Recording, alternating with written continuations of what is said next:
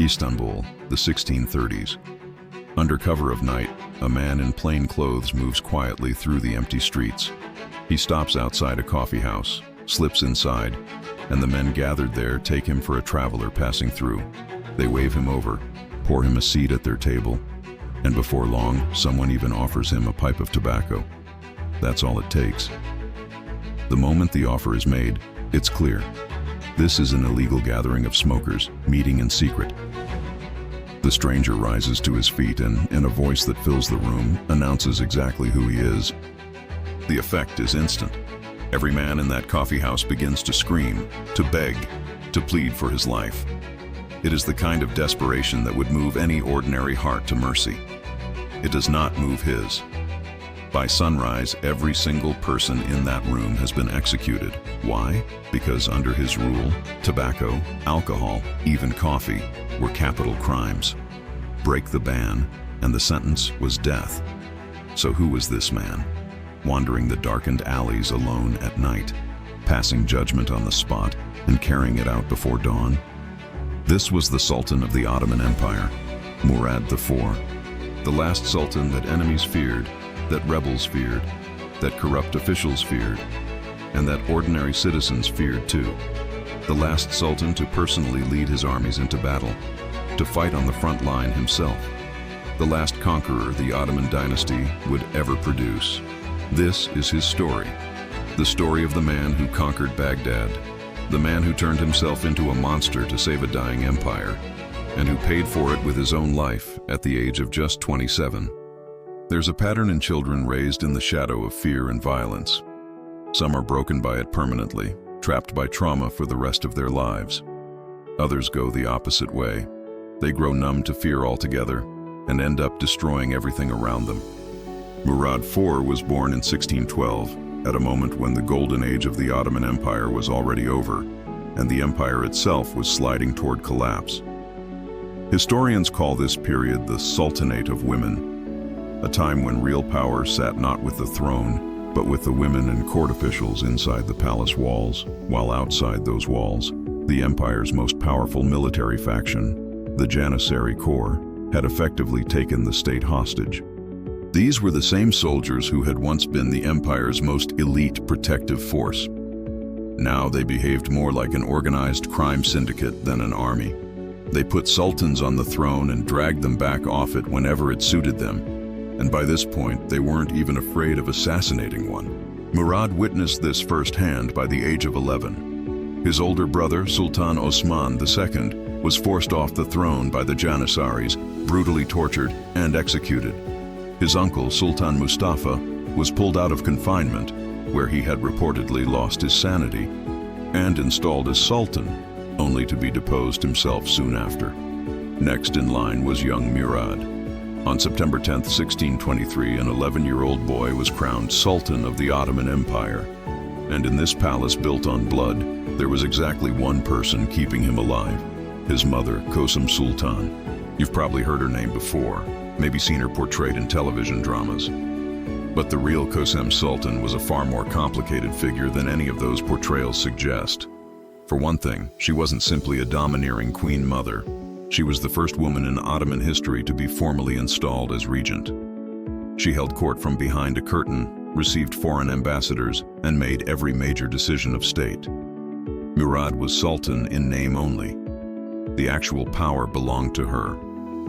But don't mistake her for a simple villain either. Beyond the pursuit of power, her overriding goal was keeping her sons alive, out of reach of the rebel army's knives. Murad wasn't just her son. He was her insurance policy, a sultan on paper who was, in practice, a prisoner inside his own palace, held there by his own mother. It didn't take long for the boy to understand the rules of this game. Show weakness, and you'd meet the same end as your brother. In this palace, weakness had exactly one outcome: death. Out of that realization came an idea that would eventually reshape the entire empire. To channel his fear and frustration, young Murad turned to physical training, becoming, in effect, a fitness fanatic nearly 400 years before the term existed. He set about stripping every trace of weakness from his body, his mind, and his will. And in the process, He built himself into something that still inspires disbelief when people hear about it today. When a state is run by intimidation and every corner hides a new conspiracy, a person has exactly one thing left they can fully control: their own body. Murad understood something crucial about the Janissaries. They only respected one language: raw power. So the Sultan set out to turn his own body into a weapon, one that people would still be telling stories about 4 centuries later. One famous story concerns a gift sent by the Mughal Emperor of India, Shah Jahan, a specially crafted shield. The Indian ambassador who delivered it boasted that no sword or spear could pierce it. Murad wasn't impressed to start with. He reportedly disliked the very idea of a man who ruled only part of India, calling himself Shah Jahan, meaning king of the world.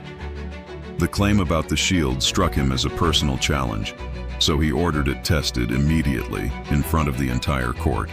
His Grand Vizier tried to talk him out of it. "Your Majesty, if this fails, it will be a public humiliation." Nothing was going to stop Murad.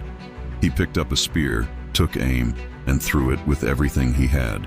The spear went straight through the shield. The Mughal ambassador stood there in disbelief. The greatest wrestlers in India, armed with their finest swords, hadn't managed so much as a dent in that shield. Murad was so pleased with the result that he had 500 gold coins placed inside the pierced shield and sent to the Holy Land to be distributed among those in need. And that's just one story among many about Murad's strength.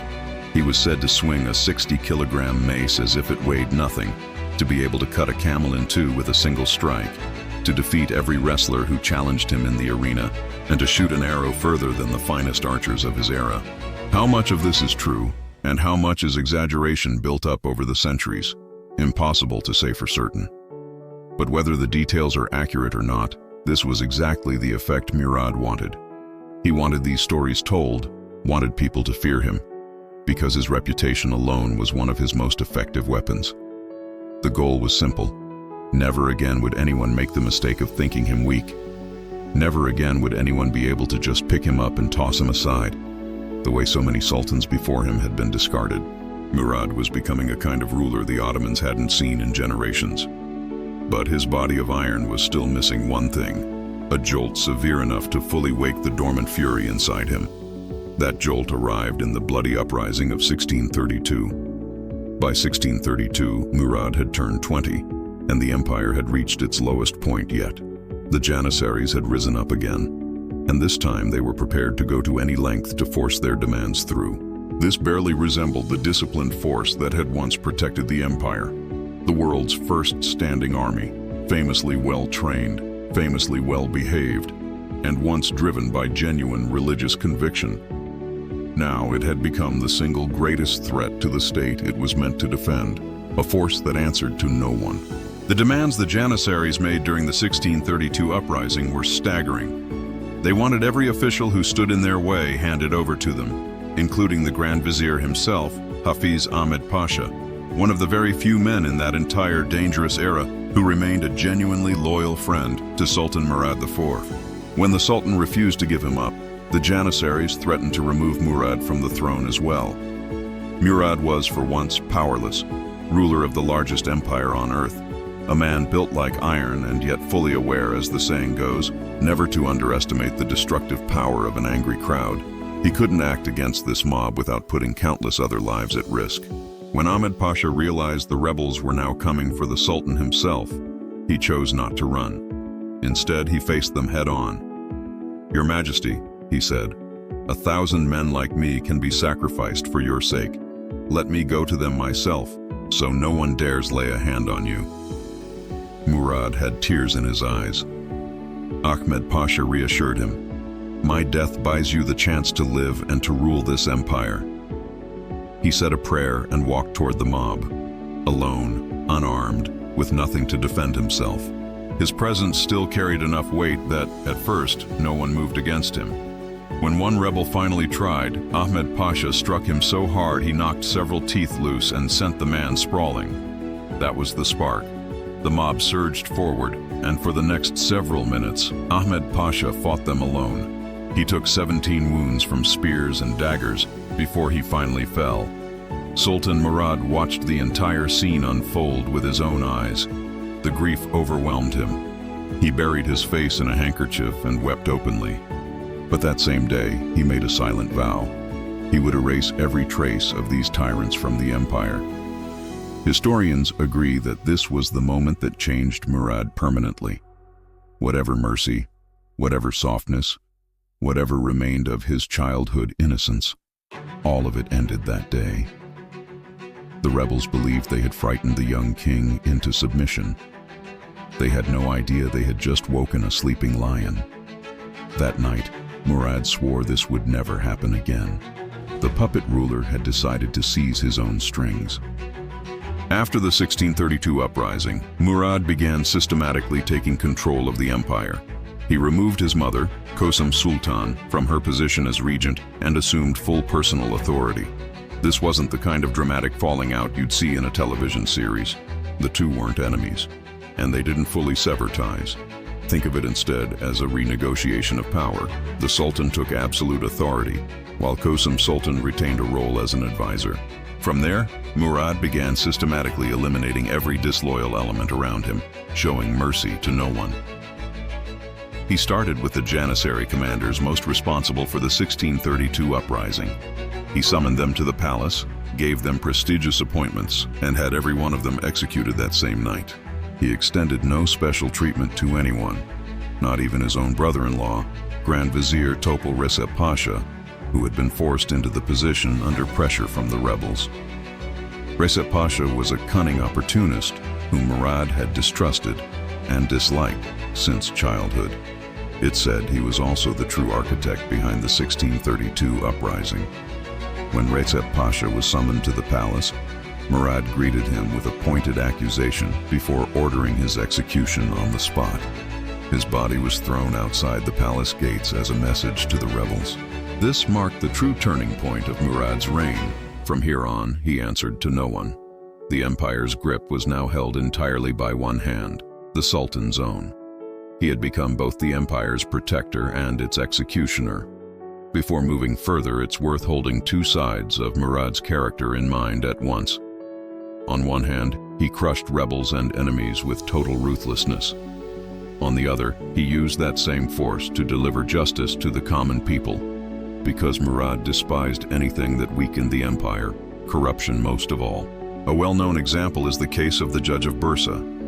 Bursa was one of the Ottoman Empire's most important cities, the first major city conquered near the end of Osman Ghazi's life, and once the empire's capital. During a visit there, Murad discovered that the city's chief judge was corrupt. He ordered an investigation, and once the charges were confirmed, had the judge publicly hanged in the city's main square. That single act sent a wave of fear through corrupt officials, governors, and administrators across the entire empire. Murad was becoming something like a champion of the common people, cutting down the wealthy elites who had been bleeding them dry, using the very same sword he used against his political enemies. It looked on the surface like exactly what the public wanted. What they didn't yet grasp was how dangerous it is to concentrate that much power in a single person. As the saying goes, power corrupts, and absolute power corrupts absolutely. When one man becomes convinced he alone is the ultimate authority, the sole savior of his people, and rules purely through fear, there's no longer any limit to the excesses he'll justify. On September 2, 1633, a fire broke out in the shipyards of the Cibali district of Istanbul. It spread with terrifying speed, and over the next 30 hours the city became an inferno. A full quarter of Istanbul was reduced to ashes, more than 20,000 homes and shops destroyed, government buildings ruined, grand palaces and mosques turned to rubble. In this crisis, another side of Murad's character emerged, his instinct to get personally involved. He took part in the firefighting effort himself, and even pulled a child to safety from a burning building. But the devastation shook him deeply. He declared it a divine warning, a judgment on the empire's sins. And when he learned the fire had started because someone had been smoking tobacco, his response went far beyond banning tobacco alone. He outlawed alcohol, and even coffee as well. With a single decree, every coffee house in Istanbul was shut down or converted into ordinary shops. Anyone caught violating the ban faced one punishment: death. There was a political calculation behind this. Murad understood that coffee houses weren't just places to drink. They were where the Janissaries and other rebellious factions gathered to plot against the government. Shutting them down meant shutting down the empire's conspiracy networks. But the way Murad enforced this ban was chilling. He would go out at night in disguise, sometimes as a beggar, sometimes a traveler, sometimes a wandering holy man, and roam the streets of Istanbul. The moment he caught someone drinking coffee, smoking, or drinking alcohol in secret, he passed judgment on the spot. Executioners beheaded every offender, no exceptions. Not dozens, not hundreds. Thousands of people were killed under this ban. Ordinary shopkeepers, soldiers, everyday citizens. Their bodies discovered in the streets each morning. This brutal crackdown transformed the largest city in the world into a city of fear.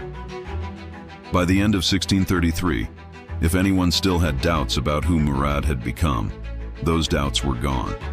He had outlawed every form of intoxication in his empire, except the one he'd kept entirely for himself: power. And when the intoxication of absolute power goes unchecked, it recognizes no boundaries. Murad began tearing down institutions that had been considered untouchable for centuries. He did something no Ottoman Sultan had ever done before. He had the empire's highest religious authority, the Grand Mufti Ahizadeh Hussein Effendi, assassinated. This was a position no Sultan had ever dared challenge. What triggered it was the Grand Mufti's decision to openly criticize Murad's excessive bloodshed and to put those concerns in writing to Ottoman Sultan. When Murad's spies uncovered the letter, they whispered exactly one word in his ear: rebellion. That the Grand Mufti and the Queen Mother were conspiring against him. In Murad's palace, there was only one response to that accusation: death. The Grand Mufti was stripped of his office and exiled. But that wasn't enough for Murad. He sent an executioner after him with orders to kill him quietly, wherever he was found, and bury the body without ceremony. To this day, no one knows where Hussein Effendi is buried. After this, every institution in the empire fell fully in line: army, clergy, court, public. No one dared challenge Murad's authority anymore. And yet, strangely, this same period in Istanbul also produced feats that still sound almost unbelievable today. Legend holds that a scientist named Hezarfen Ahmed Çelebi achieved the world's first successful glider flight, launching himself from Istanbul's Galata Tower and soaring across the Bosphorus Strait to the astonishment of everyone watching. Another figure, Lagari Hasan Çelebi, is said to have flown a rocket powered by gunpowder into the sky and landed safely by parachute in the sea, effectively making him the world's first rocket man. Modern historians treat these accounts as legend rather than fact, but they remain a significant part of Ottoman historical memory. So, in the same city, at the same time, you had wonders soaring through the sky on one hand, and corpses lying in the streets on the other. Two faces of Istanbul, and in a way, two faces of Murad himself. Kingship, in its purest form, demands one thing above all: authority.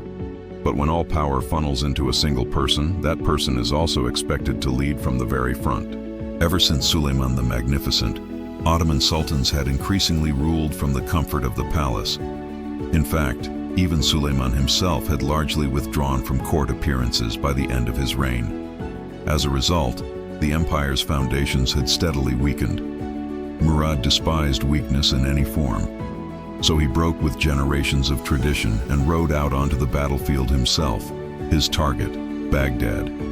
Baghdad had once been the seat of the Abbasid Caliphate, the city from which every Muslim state in the world drew a measure of legitimacy. Now it sat in the hands of Safavid Iran, the Ottomans' long-standing rivals, who had seized it from Ottoman control years earlier. To reclaim the city, Murad marched out of Istanbul, and after a grueling 197-day journey, his army stood at the gates of Baghdad. Supplying and moving a force of over 100,000 soldiers was itself an enormous logistical challenge, but determination outweighed every obstacle. Murad was personally present on the field, leading from the front rather than issuing orders from a tent as other rulers did. He dug trenches alongside ordinary soldiers, fired cannons himself, and was reportedly seen sleeping on the bare ground with a saddle for a pillow. When Ottoman forces took the outskirts of Baghdad, including the district holding the shrine of Imam Abu Hanifa, one of the most revered scholars in Islamic history, his officers urged him to visit the shrine. He refused. "As long as the city itself remains in enemy hands," he said, "we have no right to pay our respects to the Imam." The siege of Baghdad lasted 40 days.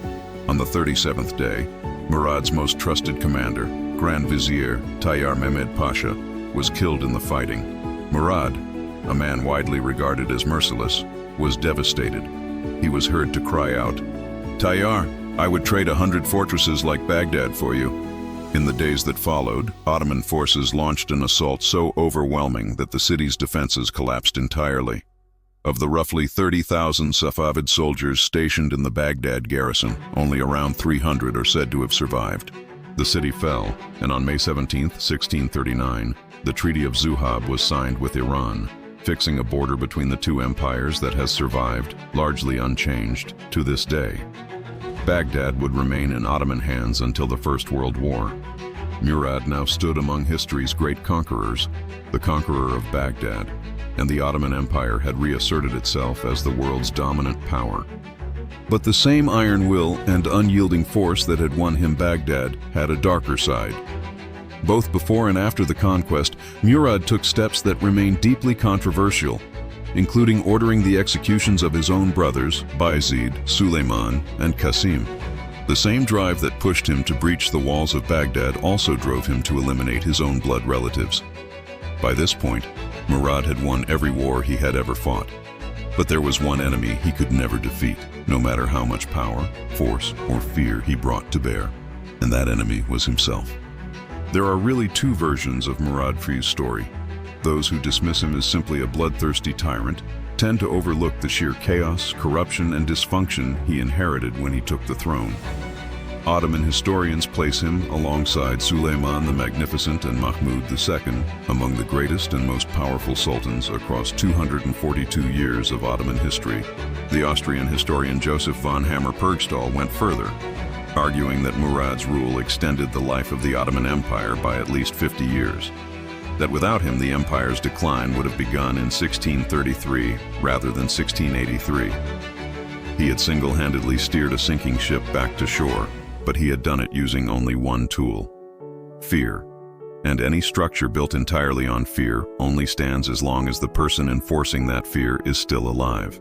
In 1640, the man who had conquered Baghdad, crushed the Janissaries, and imposed order across the empire, lay on his deathbed at just 27 years old. How did a man of such physical strength suddenly find himself dying? Historical accounts diverge sharply here. European historians and those critical of Murad claim his liver had failed, the result of alcoholism. The same alcohol he had outlawed across the empire, he supposedly drank in secret himself. Ottoman historians reject this outright, dismissing it as propaganda spread by wine merchants whose businesses Murad had destroyed, and by others who resented the empire being freed from their influence.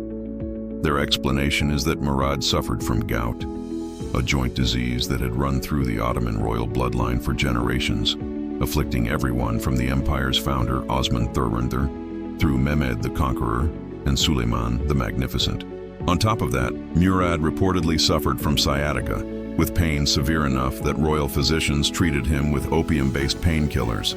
Under the influence of these medications, he would have appeared drowsy and slow, easily mistaken by observers for drunkenness. Which version is true? Even 400 years later, we don't know for certain. And there's a bitter irony in that. A man who controlled his empire, his enemies, his rebels, and even his own body through sheer will could not control the true story of his own death. Not even at 27, on his deathbed. In his final moments, Murad confided one regret to those closest to him. "I regret that I could never conquer Andalusia." That lost land, which lingers like a thorn in the heart of any Muslim with a sense of history, apparently pained even a ruler as feared and ruthless as Murad. But it was on that same deathbed that Murad issued the final and most dangerous order of his reign. that his last surviving brother, Prince Ibrahim, should be executed as well, so that the entire dynasty would end with him. He believed a weak ruler like Ibrahim couldn't be trusted with the empire, and that it was better for the dynasty to end than for the empire to fall into incapable hands. This was the moment when the long, quiet power struggle between Murad and Ottoman Sultan finally reached its conclusion. She came to his bedside and told him, "Your order has been carried out. Ibrahim is dead." Murad smiled, and shortly after, he took his final breath, believing with total certainty that his last command had been obeyed, and that he was leaving this world as the greatest and perhaps the final true sultan in Ottoman history. But the order had never been carried out at all. Ibrahim was Kosam's son too, and she knew that if he were executed, the throne would pass to another branch of the family entirely, one that would cost her not just her power, but her life. So she stood at her dying son's bedside, looked him in the eye, and lied. The man whose name once made an entire empire tremble, who had ordered the deaths of ministers, advisors, and even the empire's highest religious authority, died deceived by his own mother. He couldn't even secure his final command. He had spent his whole life mastering every external threat around him, but he never conquered what was inside himself. That was his one true failure. His eyes closed, and the throne passed to Ibrahim, the very man Murad believed he had just had executed. The fear that had bound the empire together died with Murad. Under Ibrahim's reign, the empire became a source of ridicule. The treasury was squandered, and the Janissaries reverted to their old lawless ways, eventually deposing and assassinating Ibrahim as well. Ottoman Sultan, who had won her last gamble against her own son, was herself killed in a palace conspiracy just 11 years later. By then, real power belonged to neither the Sultan nor the Queen Mother, but to the institutions that had grown more powerful than either of them. Murad IV was the last Ottoman Sultan to lead his own armies onto the battlefield and write his conquests with his own hands. Every ruler who came after him was, in comparison, a prisoner of the palace. And his story ultimately proves one lasting truth. When a state's order depends entirely on the fear one man inspires, and that fear is never translated into lasting institutions, the day that man closes his eyes, order dies with him, and the decline that follows has no limit.